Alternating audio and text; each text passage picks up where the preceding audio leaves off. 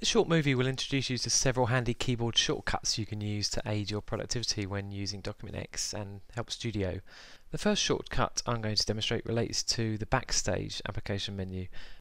The Backstage menu is the menu that appears when you click the application button at the top left of the main window and is shown when you first start the application. And the shortcut for Backstage itself is Alt and F. Whenever you open the Backstage menu using the shortcut key, you'll see little tooltips illustrating the keyboard shortcuts that are now available for you. Pressing any one of these letters will navigate to that item and reveal any further shortcuts on that specific page. So just to illustrate, I'm going to press N, which is the shortcut key for the new menu. And there we see a secondary set of shortcut letters appear. And I can use any of those shortcuts to activate that item. So I'm going to create a new empty project, for example. And I'll just illustrate a second example of that. And whenever I'm on the Backstage menu without those shortcuts visible, I can just tap the Alt key to show them again. So this time I'm going to go for P, which is for samples. Secondary numbered keys are available for any of these options.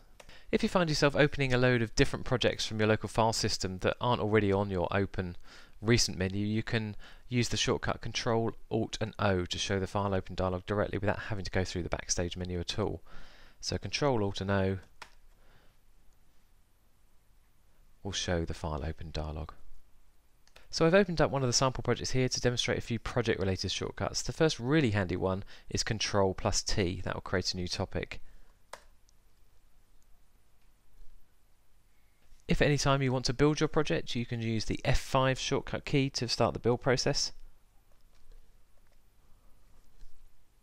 Now, similar to the Backstage menu earlier, just tapping Alt on its own will reveal shortcuts for the ribbon itself. So we can see there that each of the items on the main items on the ribbon now has a shortcut key.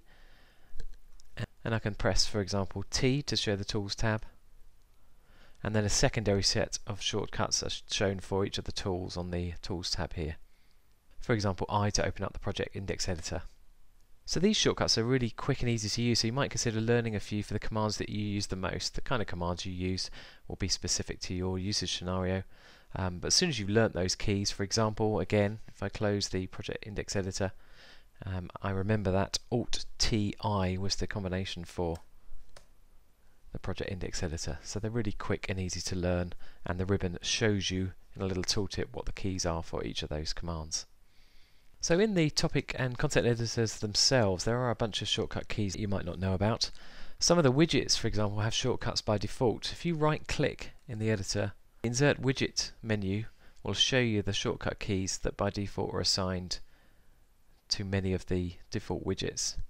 So as an example, Control-Shift-O will include a note box. If you're authoring new content, there are 5 handy shortcut keys you can use to convert an element to a heading, and they are Control, Alt, plus 1 to 5 for the different heading levels. So for example, if I have some new content here that I've authored in a paragraph, I can use Control, Alt, 1 to convert to heading style 1, Control, Alt, 2 to heading 2, and so on and so forth. And if I want to convert back to a regular paragraph from any other element type, I can use Control Shift plus N, and that will convert that content back to a regular paragraph.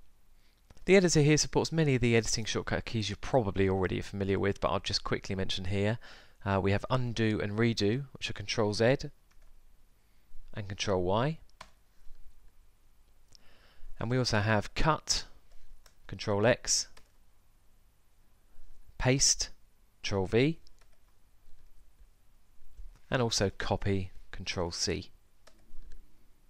And finally, in the content editor here, a really useful pair of shortcuts, particularly if you're working with widgets a lot, are Insert Paragraph Before, Control and the number pad Subtract key, and that will insert a new paragraph before the current paragraph, and also Control plus the number pad Plus key, which will insert a new paragraph after the current one. You can also access those commands directly from the Page Map context menu. And they can be really handy for inserting new paragraph elements before or after existing widgets. The final set of shortcuts I will cover relates to the docking and document window areas. and the first one is F11, which will hide all of the document windows, giving you maximum screen real estate. So that's F11 enters full screen mode. And pressing F11 again will switch back to the original view. So that's a great shortcut if you're working with some limited screen real estate to make the maximum use of the screen. The second Windows shortcut key is Control plus Tab, and that will cycle through the current document windows. So Control Tab to cycle through your document windows.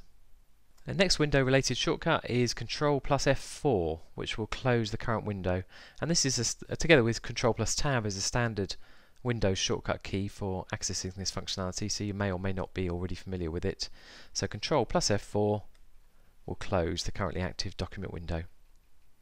So that concludes this short movie demonstrating some useful shortcut keys you can use to aid your productivity in Document X and HelpStudio.